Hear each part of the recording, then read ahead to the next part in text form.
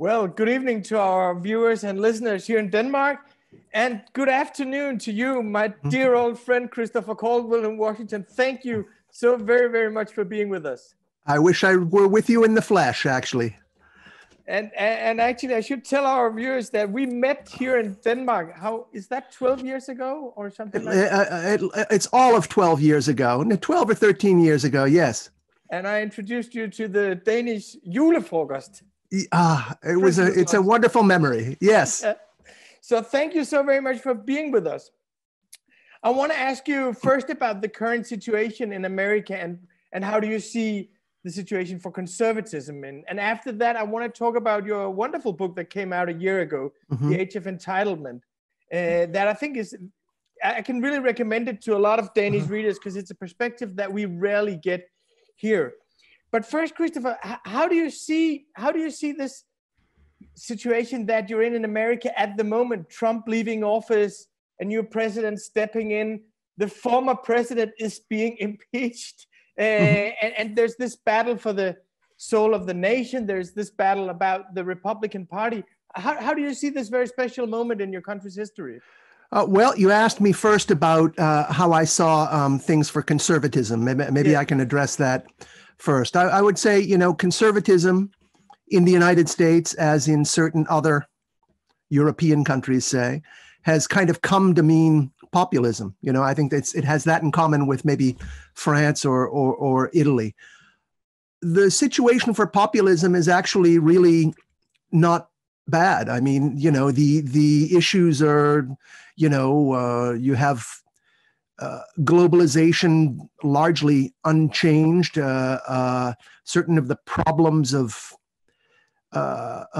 exclusion that certain people feel in the face of globalization have been exacerbated by the coronavirus and by the high-handed way that all governments, whether successfully or unsuccessfully, have had to act to fight the virus. So structurally, I think things look pretty good for conservatism. But in practice, conservatism has a big problem because our conservative party is the Republican Party, and the Republican Party is the party of Donald Trump, right? And that is putting a wedge down the middle of the Republican Party for now. And it's a serious wedge, and it's a very confusing issue for conservatives, because I think there was those who voted for Trump sort of felt that they were making a kind of a devil's bargain, perhaps, okay? There were certain problems in let's just say, in the conduct of American government. There's certain ways, and some of them are in my book. There were certain ways in which American government was becoming less democratic. He was a way to kind of wave a fist at that. And it was assumed that the stakes of casting a protest vote for Trump were kind of low. And in fact, up until our election in November, one would have said that they actually were low. It appeared that we were going to exit the Trump era at really a minimum cost. But when he began to contest the election, it created a real sense of national crisis. And so I would say that Trump emerged from the election weakened because he didn't win it, okay? When he began to contest it, he was weakened further because there were a lot of Republicans who had let's just say, had a constitutional or a principled objection to his conduct. I don't think he's going to get any stronger. So I do think that he is a problem that will go away for the Republican Party, but I may be wrong. And it's causing the Republican Party a lot of anguish as we speak. And for us here in Denmark, of course, looking at it from a distance, we're very surprised, I think I can speak for all of us, that Donald Trump was able to capture the Republican Party. And back in 2015 at the primaries and 16, I think we were all saying, well, he was just a protest politician among the old Republican establishment. And now, 4 or 5 years later, it seems that he captured the party. And we were very surprised that he was able to do that and that he connected with the voters of the party better than the old establishment did. Were you surprised by the Donald Trump takeover as well? Not as much. In the late summer of 2015, I went out to Iowa to watch him speak. And I was shocked by, it wasn't that he was particularly good. It was the way the crowd was reacting to him. They didn't appear angry. They appeared to be having a really good time. They were just delighted by him. And I thought that he was probably stronger than he appeared. Okay. Now, at the same time, it was to a degree a protest vote and an accident. I do think that this kind of populism is something that comes up when a party system, when a democracy is overdeveloped, when it's too developed, when you have like routines of taking power. And the problem was that Trump was in an 8 or 9 man race against 8 other candidates who were identical, okay? And they split the alternative to Trump into 8 even-sized pieces, you know? And I think that that's a problem that you get in an advanced democracy. And the Democrats very nearly had it this time. I mean, it took a great deal of party discipline and power politics to push the Biden-like candidates out of the election this time, because otherwise you would have had a Bernie Sanders candidacy. Okay. So, you know, there's a sort of like a moderate mainstream of each party that can kind of act to let's say stymie unusual candidates. And the Republicans were not able to do that. The Democrats were able to do that. It seems to me, again, looking at a distance, and you know more about it than I do, that in the Democratic Party, you can have people like Elizabeth Warren talking to a certain constituency, but not appealing to another part of the constituency, that all the different candidates reflected different parts of the Democratic constituency. Whereas in the Republican Party, it appears that Donald Trump is talking to the large majority of Republican voters, that you can actually capture the big core of the party on the Republican side in a way that you can't, because the Democratic Party is combined by more diverse constituencies. I think that's partly an optical illusion, an ideological optical illusion, because you are more distant from the Republican ideology than you are from what you rightly see as a family of different Democratic ideologies. The closer you get to the Republican Party, the more you see that there are a lot of real differences about in the party. The party still does have a very strong businessman's low tax wing. And those people are quite unhappy with, let's say, the Marjorie Taylor Greene wing. I don't know if you know who Marjorie Taylor Greene is, but yeah. She's on television all the time. That's right, right. So I think it's because of the strength of that, you know, that businessmen's part of the Republican Party, that Mitch McConnell, the ranking Senate member, is now coming down so hard on, you know, some of these more eccentric candidates. So where do you see the Republican Party progressing from here? Now you say that Trump is weakened, and he's further weakened by contesting the election, and probably also weakened by what happened on Capitol Hill. So how do you see them emerging from this impeachment process and leading up to the 2022 elections? I think the impeachment process is a difficult vote. I would, you know, it's actually a very confusing thing for Republicans. In the middle of last month, in the days after the assault on the Capitol, I would have said that there were maybe 7 or 10 Republicans in the Senate who would vote to convict Trump and to ban him from office forever. Once you have that many, you can have a dynamic where you create defections, and it was quite conceivable to think of Trump being banned from office forever. However, a lot of the Democrats made it clear, and some of the most principled Democrats made it clear that they had an objection not just to Trump, but to those Republicans in the Senate and in the House who had supported his bid to overturn the election. Once the Republican senators saw that, they said, wait a minute, this process is something that's going to be used to take our jobs as well. So the movement in the Republican Party to make a constitutional point by convicting Trump has weakened considerably. So I think it's going to be an awkward vote for a couple of Republicans in swing districts, and then they'll move on from there. Now, where they move on to, I don't think the ideology of the Republicans is going to change that much. One thing that Trump did is he acquired for the party a large number of voters who hadn't voted for anyone before. They were absentees from American politics. Like it or not, the Republican Party is now the party of the losers of globalization. And their ideology, their policies are bound to evolve in the next few years. I've just written an article on this. They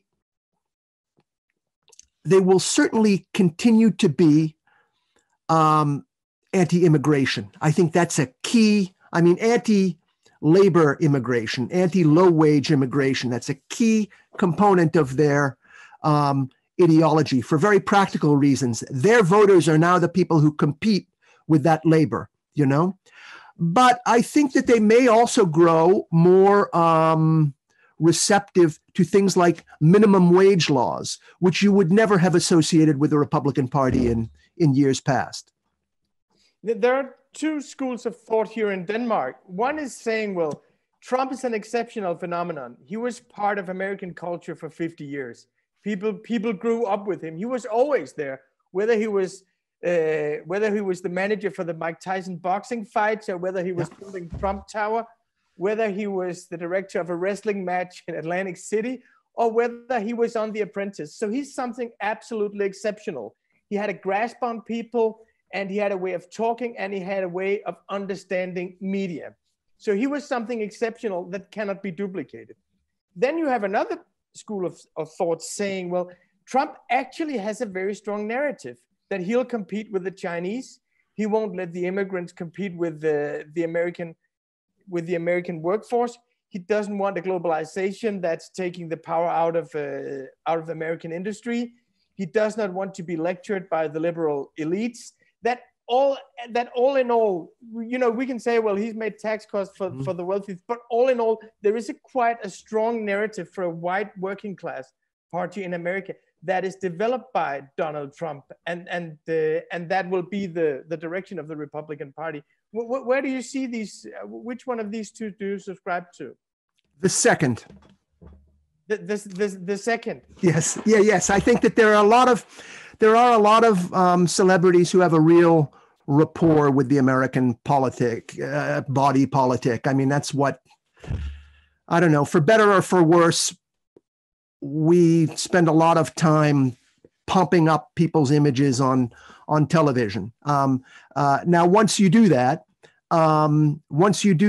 you do need to come up with a coherent policy program. But I don't see any reason that, for instance, Michelle Obama or Oprah Winfrey could not become a viable political candidate. I mean, there's probably 24 people in the country with enough fame to pull the same move that Trump did if they come up with the right policy program. Now, I don't know whether to give Trump credit for this or to say that he was just lucky, but that space of representing the losers of globalization is one that exists in pretty much all European politics. Maybe not Britain in the age of New Labour, but in most of the continental countries, there is a party for that, And now there is in our country. It turned out you would have thought that this was maybe 10 or 15% of the United States. It turns out to be 40 or 45. to turn to your book, the Age of Entitlement, that came out, I think it's about a year ago it came out, isn't that correct? Yeah, that's right. Just about exactly. Yeah. Yeah. And reading your book, you have this large cultural narrative of what happened from the 60s and onwards, and what you call the second constitution. Yes. It's quite obvious when reading your book that there is established a liberal regime, in the soft sense of the word, not in the authoritarian sense, of the word, but a liberal cultural set of assumptions and governing strategies that goes all the way from how you see civil rights to how you see globalizations to how you see universities. And that Donald Trump is, I don't think you even mentioned the name in the book. No, I don't. But the character is in there somewhere. But you don't mention. But he appears to be a reaction to all of this regime that you're establishing. So my question to you now: would it also not be possible to see Joe Biden as a kind of reaction to that regime, the first presidential candidate from the Democratic Party who's not from the Ivy League universities, who's not a superstar, who's not brilliant like Bill Clinton, and not imposing intellectual inferiority complexes on people like Barack Obama? Is he also not a part of return to kind of working class base of the Democratic Party? No, he's not. I don't think he has anything to do with it. I think that he's there because he was a Democratic politician in a position of prominence who did not thoroughly offend any of those sub-schools of the Democratic Party that you talk about. Joe Biden is president because he was not Donald Trump. And it's an extraordinary thing. It's hard to tell what's going on now in the presidency. I don't get any strong impression of a direction to the Biden presidency. It's really almost as if, I give Biden a lot of credit. I think that he ran exactly the right kind of presidential campaign. But the heart of that presidential campaign was that he is not Donald Trump. So right now we have voted for a presidency that is just not Donald Trump. And until Biden fills that in with some clear vision, then what we've basically done is elected the Democratic Party with all its, power centers and its contradictions. We've elected them president. So I think that the likely outcome of a Biden presidency in the short term is going to be an attempt to give every faction in the party what it wants.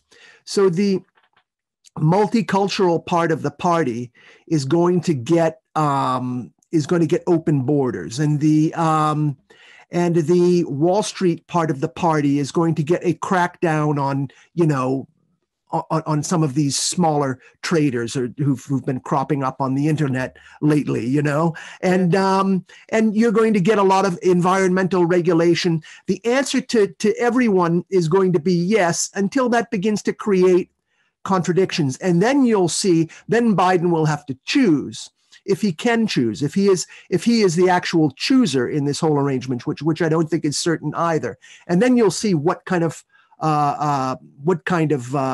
presidency we have here. But I don't think it's the same thing that I'm writing about in the book. No, because from a leftist point of view, which is where we see it from Denmark, we're all leftists in Europe.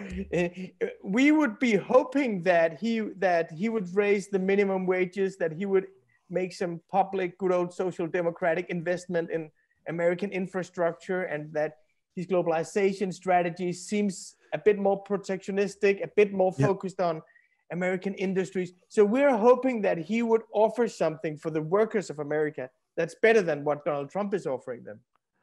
Yeah, he might, but mostly because he's, Trump, remember, really didn't do much of anything for anybody. I mean, Trump passed only one piece of legislation in his presidency, which was the big supply side tax cut of 2017. Strangely enough, for a guy who was going to be a new sort of Republican, it was a very 1980s type of economic policy. And that's it. Otherwise, he didn't do anything. So Biden will do more, but only because he's more active. You know what I mean? Yeah. I mean, all these questions are really still open. There are people inside his administration who are really fighting for, you know, for working class people, but it's not certain that they're going to come out victorious, you know. So to return to your book, something that always impressed me about America is when I come to America, you meet people in the street and they know the Constitution. They will say, well, I have the right to express my political views. So, I mean, I think that you can internalize a set of principles like that. So when I was in New Hampshire to cover the primaries last year, and we met someone in Burger King who told us what he voted. You know, you'd never see someone in Denmark say that because that's taboo. Yeah. I always thought that the strength of the civil rights movement was that it appealed to principles that were shared by everyone, that the Constitution promised something that was kind of an unfulfilled promise, but it was a common understanding that we must work to realize these principles for everyone. So I always thought that the civil rights movement of the 60s was an extension and a confirmation of the American institution. But you have a different reading of that. No, I don't actually. I have exactly the same reading that you do, but I would make one specification. Yes. I think that the civil rights movement is exactly that. I think that's exactly what it is.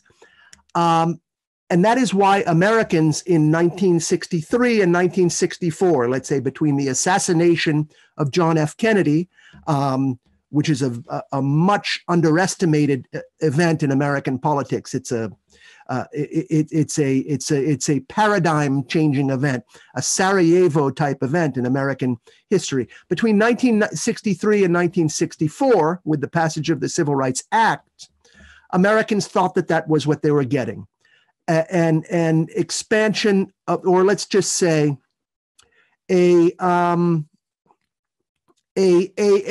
improvement or a vindication of the original Constitution for everybody. But the problem is that the Civil Rights Act is not the civil rights movement. And there were a lot of complexities in the issue as it existed at the time and as it has always existed throughout American history that made it very difficult to solve this problem, this huge problem, this national shame, in a way that was consistent with our somewhat idealistic Constitution. You know, the basic shame, the national shame being slavery and the exclusion of blacks. Yes. Slavery, and in its wake, segregationism. Okay. Yes.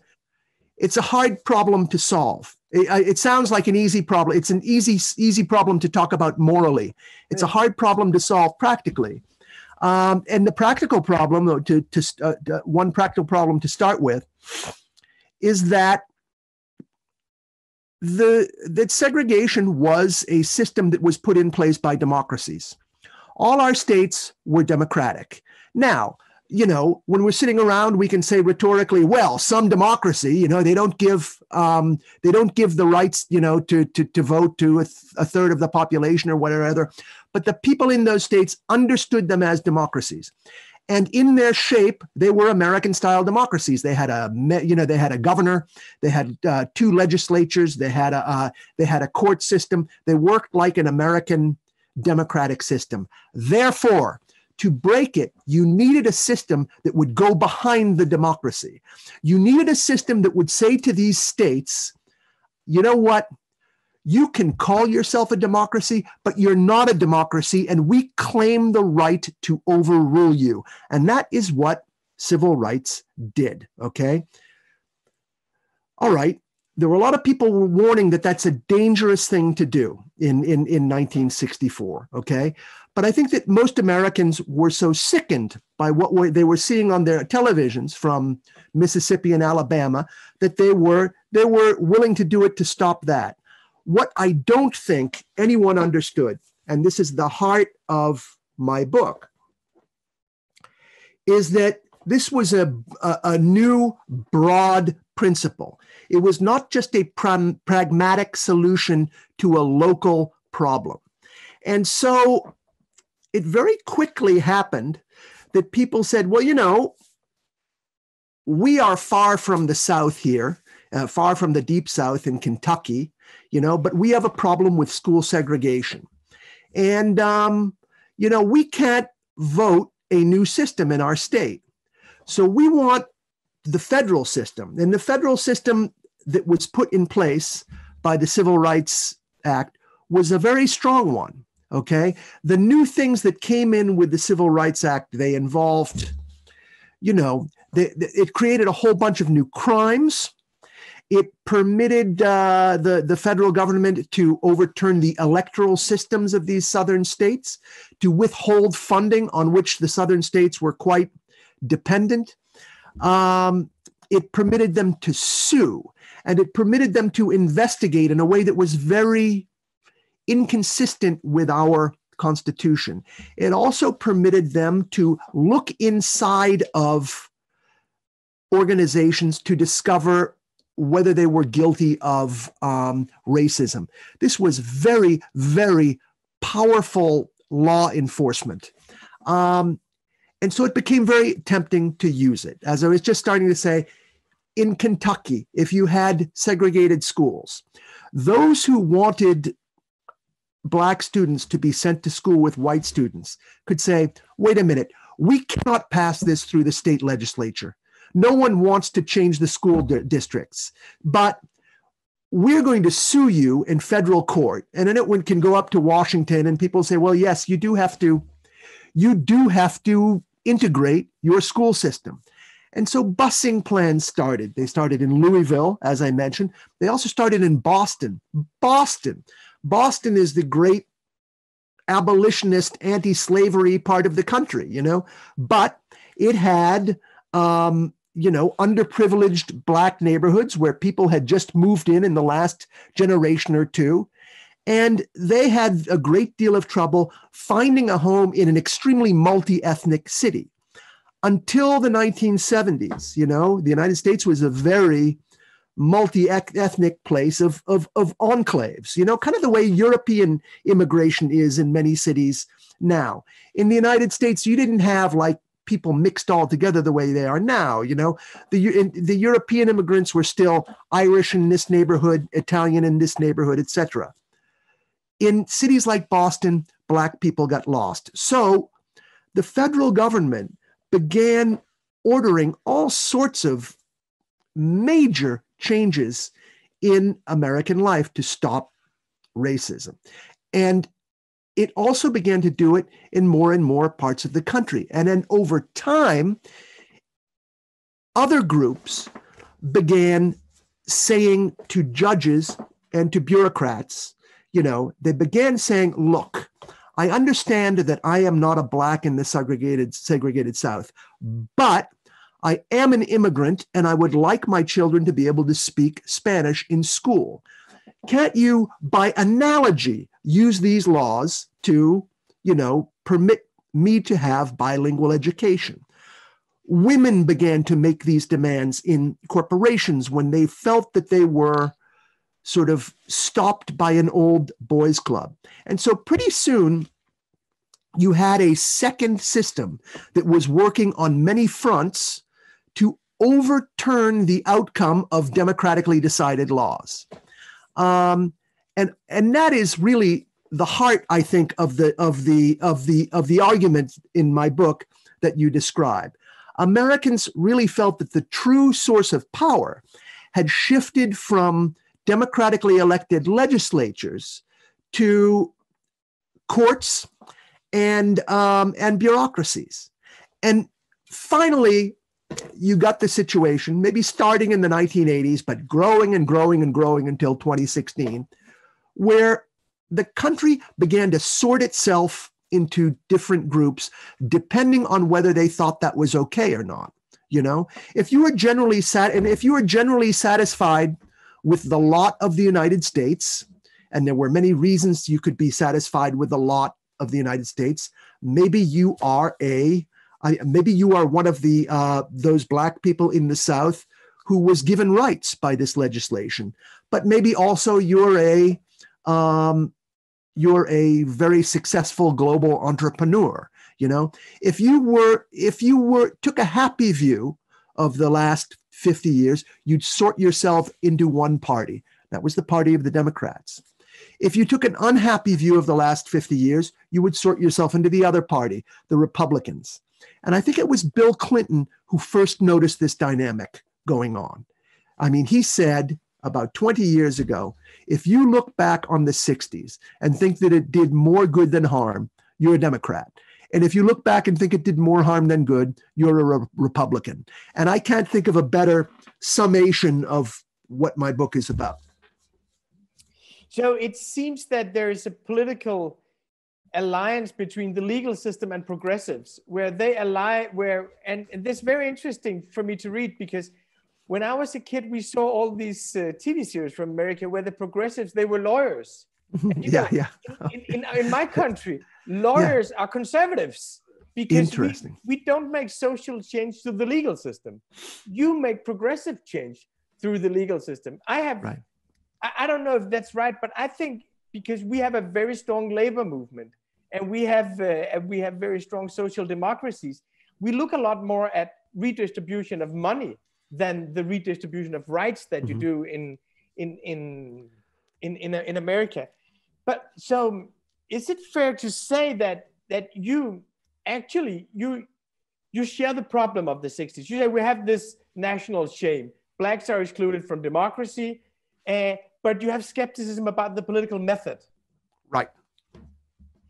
So one would say then, would it be better in your view to be a little more patient, to gain democratic legitimacy and solve the problems in the states, or would you say, but from another perspective, you say, well, they already waited 100 years to end Jim Crow. Yeah. How do you see this dilemma?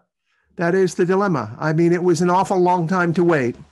I think, though, that there was a real misunderstanding. I think that, and here's where, this book is not a legal brief. It's a history. It's a story about what was going on. I think one of the things that happened in the 1960s is that Americans understood this problem as limited. The way I put it in the book is I say they almost looked at the problems of Alabama, Mississippi, and Louisiana as being matters of foreign policy. We're going to fix this one small, shameful, not very important corner of our country. And it's going to be much better. I'm going to feel better about myself. But I don't think it occurred to 80% of Americans that the Civil Rights Act would affect them at all, in the least. But you had two things going on. One is this progressive lawyers culture that you describe. And you have it exactly right. And I would say that in the 1930s, for instance, when we had our left was a more labor union manufacturing based thing, and you had overwhelming majorities for Franklin Delano Roosevelt. I mean, the lawyers and the judges were a conservative reactionary force, which is why FDR wanted to stack the Supreme Court in the first place. Okay. So one thing is this sort of progressive orientation among lawyers and on the bench. But the other thing is the incredible string of success that the United States was on since World War II. I mean, there can be very few countries in the world that have spent 20 years winning confrontations more consistently than the United States. I mean, none of the biggest countries in the world could stand up to the United States at that point. We'd won a war on two continents. We were, inventing half the new substances that were going on the market. There was a time in the 1950s when we were producing 50% of the world's manufacturing output. We were about to put a man on the moon. It was a very natural thing to think, well, look, this is a problem, but we're great. There's really no problem that we can't solve if we put our mind to it. And on the good side, you can say, okay, well, that was the attitude you needed to do civil rights.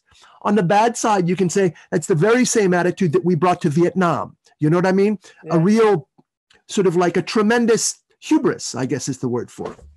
Yeah, that was such a surprising connection you make in the book between civil rights, feminism, and the Vietnam War. But I think you're right, and I think the thinking goes from the same place. So I think another thing that was very, very interesting for me to read your book, it was you described the popular culture that you grew up with, and it seems to me that today the culture that we get here in Europe from the United States is almost entirely liberal. It's everything on Netflix or HBO.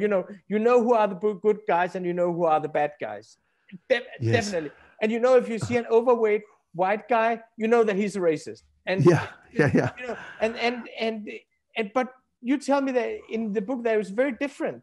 How was the what we in Marxist theory call the ideology of popular culture in your childhood? Well, I'm trying to think. I would have to say that in my childhood, there was still Hollywood has always been quite a progressive place. So the movies and television were more, there was I'm just thinking of shows like All in the Family. I don't know how much you've watched of it in Denmark. I think All in the Family is not only the greatest television show ever made, but a pretty representative artifact of 1970s culture. So I think that the popular culture was very progressive. There was not the same degree of official censorship. I feel that right now, although it doesn't look like censorship, there are a lot of ways in which the legal system makes it very difficult for people to feel comfortable or safe putting out alternative points of view. Do you know what I mean? Yes. And this is another maybe subtler aspect of the book, but I think that there's less scope for dissent in modern culture than there was then. But it's a good lesson for European journalists, and that the United States is an extremely you can watch American television shows. You can watch 10 of them, and you can learn a lot about a lot of different aspects of the United States. But you're only looking at it through one dimension. And once you get behind that, it's a very different country than it appears to be on the screen. But on the other hand, we would say here in Europe, because we totally see, I think it's been, looking at it from abroad, Trump has been a radicalizing experience for everyone in America. It appears to me that the left has been radicalized. New York Times has been radicalized. CNN has been everyone has been tribalized by this, and everyone seems to have made business out of being tribalized. The ratings going up, the subscriptions going up. So it seems that you're at a very, very fragile place at the moment. But when we see some of the things that happened under Trump, I mean, I totally understand that you want to invest popular culture in fighting racism. I mean, I totally understand it, but what I don't understand is that you have this very dominant liberal view in popular culture. And then you have this very, very strong, I wouldn't call it white supremacist, but you have this very strong anti-immigrant view. And you see blacks are still, I think they're structurally disadvantaged still to a point that continues the shame that you talked about before. How do you see the dialectic between this? You have this very anti-racist popular culture, and you have these structural deficits of the blacks in your country. Yeah, I think, I know it's a very, very difficult. I know it's difficult, but I am reluctant to view, the way you've laid it out is kind of in racial terms. I'm reluctant to look at it in those terms. But I've always thought that this book that I've written would appeal very much to the left, because I think it's sort of halfway between a left wing and a populist view. That is, I don't think the split in the country is over race, but I do think that the split in the country is over the revolutionary change in government that was brought in to solve questions of race. So actually, I think that we have a real argument in the country over how the country is going to be run. It is, I think that I think that there's that's why I speak of two constitutions. And it sounds, a lot of people said they think it sounds like a boring thing to write about, two constitutions. It sounds like something you'd learn about in law school. But to my mind, it's actually a frightening thing to contemplate. You've got basically two groups that have different ideas of what politics is for, how it's supposed to work, what constitutes a moral act in politics, and that's bad. It seems to me that the two-party system in America is not helping you very much. That, here in Denmark, we have a lot of problems, and a lot of problems we're not good at solving. So we're not the role model of the world, though someone even in America think we are. Yeah. You should have David Brooks on sometimes. He thinks you're the role model, but yes. David Brooks and Bernie Sanders. So we have the conservatives and the socialists, but I think we do have an advantage here, is that no party is able to govern alone. And that's just the starting point, is that the way to power goes through compromise. It goes through compromise with other parties. And most people, in America, you define yourselves and you even register as Republicans or Democrats. That are like two major political tribes. And I think you would be helped a lot if you had a different system with several parties. What do you think of that? I tend to like our Constitution, and no, I do. I mean, I think we get a lot out of it. We historically have, despite all the difficulties that I mentioned in the book that it's raised. Yeah. I'm very partial to the American Constitution. I'm also very reluctant to reopen the question at this point, because I think that changing the party system arises from the election incentives that are in the Constitution. We have a first past the post electoral system, Yeah. I think the problem is really one of balance elsewhere in the Constitution. I think that particularly the role of the judiciary. I think that there are traditionally three branches in the Constitution: executive, legislative, and judiciary. And the judiciary has never really been accountable to other branches it's been less accountable to the other branches than the other branches are. Let's just say there's less discipline of the judiciary. And that was never a problem until the last 50 years. But I think it's bringing a lot of things out of balance in the country. And I think we're seeing that in Europe as well at the moment. What you describe as the conflict between the federal government and the southern states is somewhat parallel to the conflict between the European Union and Poland and Hungary. Very much so. They have in their countries democratic legitimacy behind something that we consider a threat to democracy, because democracy is not just the rule of the majority now, it's also protecting future majorities forming out of the minorities. So I think it's a conflict within liberal democracy.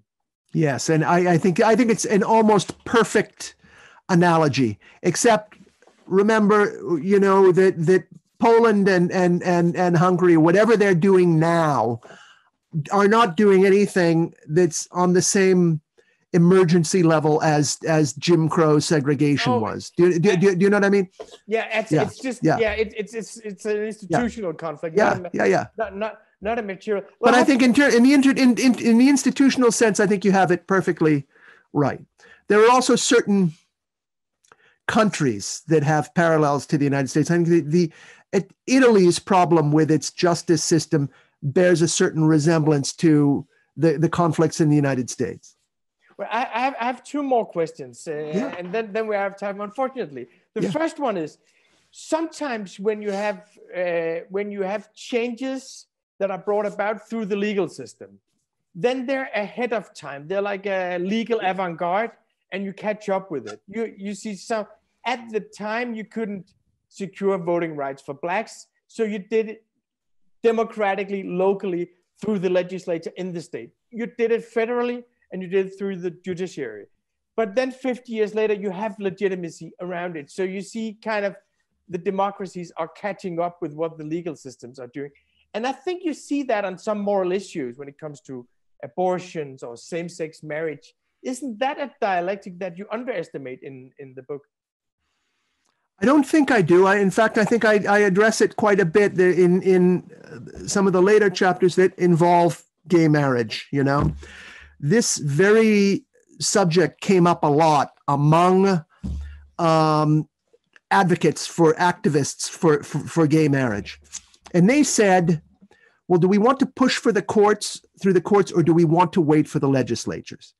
And there are certain people who said, push for the courts because you look at race. Look at the key factor that really began rapid change in the United States was the Supreme Court decision, Brown versus Board of Education in 1954. That really created a lot of, let's say, realities on the ground, particularly involving school desegregation, that the legislatures felt they had to legislate to carry out. And so it was a success. There were others, though, among the pro-gay marriage group who said, maybe this won't turn out like race. Maybe it will turn out like abortion. And abortion worked very differently in the United States. The United States passed abortion at about the same time that most European countries did, in 1973. But there was no legislation around it. And in fact, there were two explanations for it. One is our legislators were scared to come out and say they were for abortion. But the other thing is it's arguably not the responsibility of the federal government, but the states. At any rate, it was confusing. And so the Supreme Court stepped into the issue and they created an abortion law through a judicial decision. And the effect was not to liberalize things, but to activate the conservatives who really hadn't even realized they were anti-abortion until that moment, and to harden the issue around, it wasn't even hardened around the public opinion of 1973. It was hardened around the public opinion of 1953 as imagined in 1973. And that's where our abortion discussion is now. We have a very, very precarious set of abortion laws. So I understand this argument, but it doesn't have obvious answers in the United States. Okay, thank you. I have one last question for you, and that is just what gives you hope at the moment, looking at America? What makes you because I think there's a sense that it's very pessimistic, very dark situation, but still it's an extremely creative country. It's extremely vibrant civil society, extremely culturally rich, and you're still shaping the popular culture of the world. You're still shaping the way people think and dream and how they picture their loved ones. What makes you optimistic about America's future at the moment? Well, I think you've just answered your own question for me. I think you're right. It's those very things you mentioned. The things that worry me most involve freedom of speech, which I feel is constricting in this country. But the optimistic thing is that resisting that constriction is something that is in our own hands, and we remain the people we've been. And so to that extent, there's a lot of reason to be optimistic. Well, thank you very much for talking to you, and congratulations on your book. Even though it came out a year ago, I didn't talk to you until now. So thank you very much, Christopher. I'm delighted to see you again, and thank you for having me. Goodbye. Bye-bye.